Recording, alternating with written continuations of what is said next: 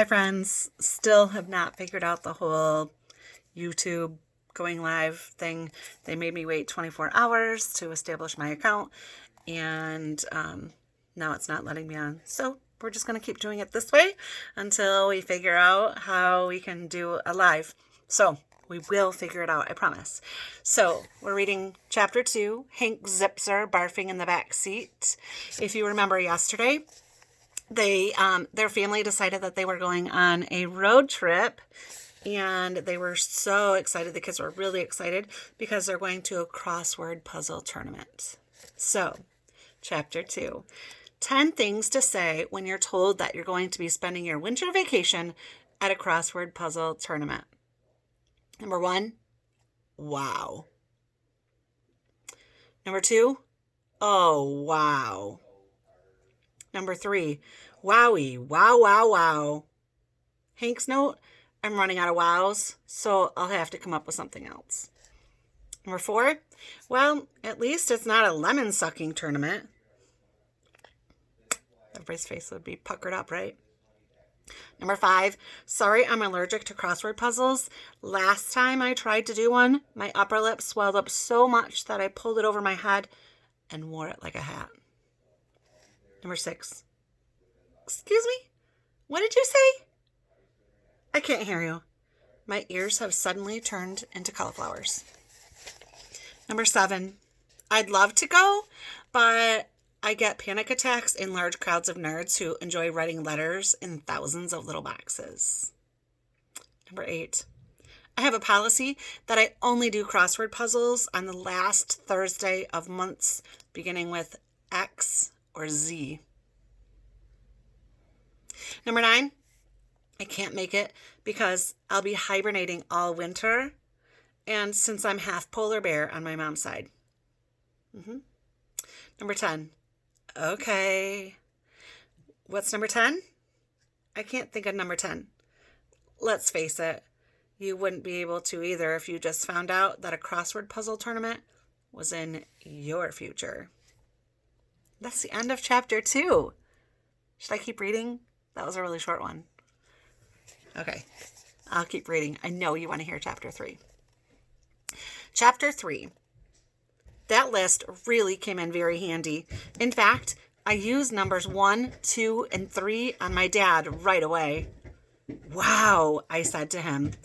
Oh, wow. I mean, wowie, wow, wow, wow.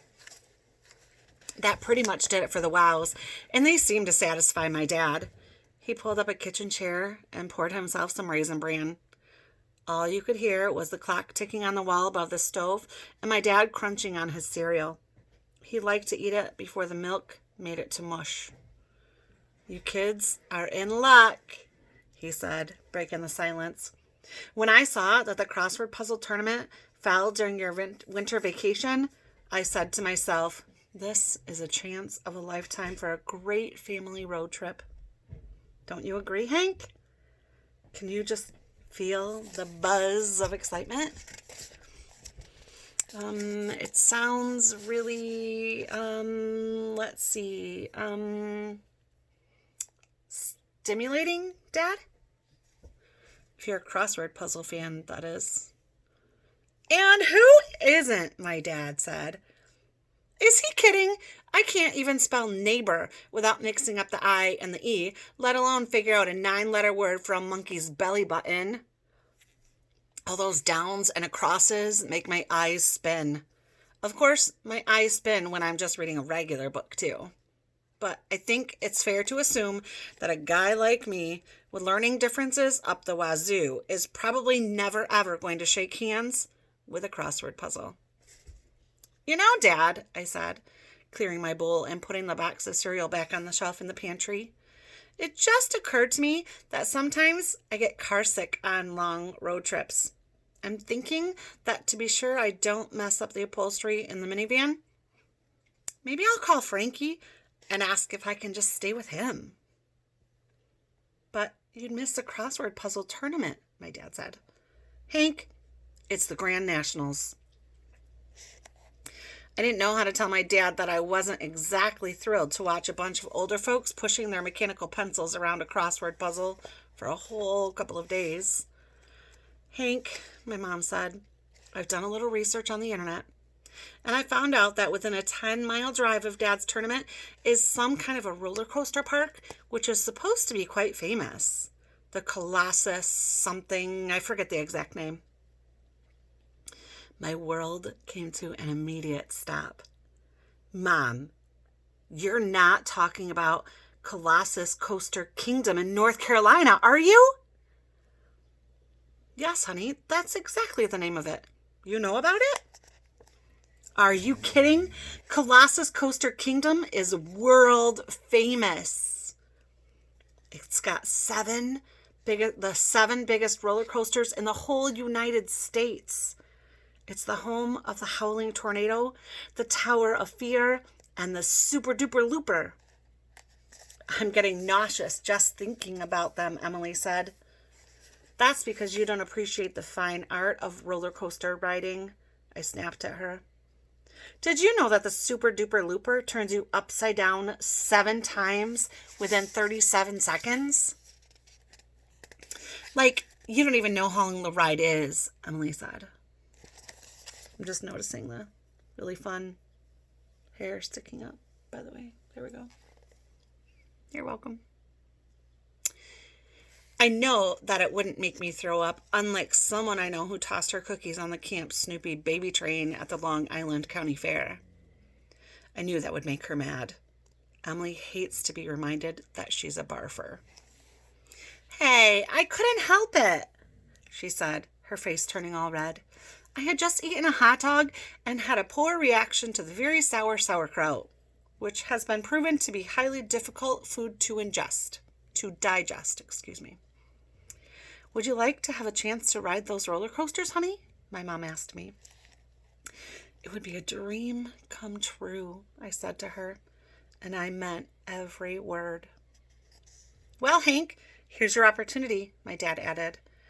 This is so cool. Frankie loves roller coasters, and he's going to be so jealous. Tell him the best part, Stanley, my mom said with a smile. Your mother and I have decided that each of you can bring a friend on the road trip. I'll call Frankie. I dashed for the phone.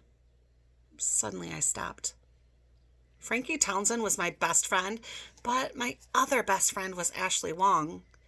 What if she wanted to go too? How could I choose just one? Wait a minute. Maybe I'll call Ashley. No, Frankie. No, Ashley. No, Frankie. I don't know who to call. Let me stop you before your brain fries, Emily said. I happen to know that Ashley is going to soccer camp at the Y over winter break. She told me that when she was riding up in the elevator yesterday, so she couldn't go anyway. Wow, that takes the pressure off. I guess I'll call Frankie. And which friend are you going to bring, sweetie? My mom asked Emily. My best friend in the whole world, she said. Oh, no, not Sally Dink Dink, I said. She smells like stinky cheese. First of all, her name is Sally Van Oberdink, Emily snarled. Her grandparents are Dutch. Oh, that's where the cheese comes in then. I laughed. I have no idea what that meant, but it tickled me to no end. And second of all, she is definitely not my best friend, Emily went on, ignoring the fact that snorty little giggles were coming out of my nose. But we know who is, don't we? And here she comes now. I heard a scratching on the yellow linoleum kitchen floor and looked up to see Catherine, Emily's pet iguana, clawing her way over to us, looking very prehistoric. Wait a minute, Emily, I said. I can't believe you're suggesting what I think you're suggesting. You're going to invite the lizard? Her name is Catherine, Emily sniffed. And you know very well she's an iguana, Hank. She is offended by being called a lizard. Just look at how much you made her eye twitch. Catherine hissed at me and shot her gray tongue out so far it almost touched my new snow boots. One thing you for sure don't want on your new snow boots is reptile saliva. I had the feeling it would eat right through rubber. Excuse me, Catherine, I said, jumping back to avoid another attack of the iguana tongue goo. The word lizard will never come out of my mouth again. It will be replaced by the ugly slithering one from now on. Just at that moment, Catherine lifted her upper lip, showing a few of her 180 pointy yellow teeth, and hissed again like a hungry snake. I think she speaks for herself, said Emily. Enough said. Mom, I pleaded, you're not really going to let Catherine come on our road trip. I mean, aren't there friend rules? Like, they have to have 2 legs and hopefully no tail? Oh, wait. That would eliminate all of Emily's friends too. Well, I don't see why Catherine can't come, my mother said. She doesn't eat much. She can ride in her crate, and she never argues over what radio station we're going to listen to. What do you say, Stanley? My dad wasn't listening. He had picked up the New York Times and was busy working on the crossword puzzle as fast as he could. His stopwatch was propped up on the table. Stanley, did you hear me? My mom asked him. Yes, Randy. Whatever you say is fine. So it's settled, Mom said. Hank, you'll invite Frankie, and Catherine will be joining us as Emily's special friend. And we'll ride roller coasters until we barf to our heart's content, I added. I laughed as I headed for the door. Even the idea of seeing my teacher, Miss Adolph, at school didn't seem so bad. It's amazing what the thought of roller coasters can do to a guy's mood. Okay, that's the end of chapters 2 and 3.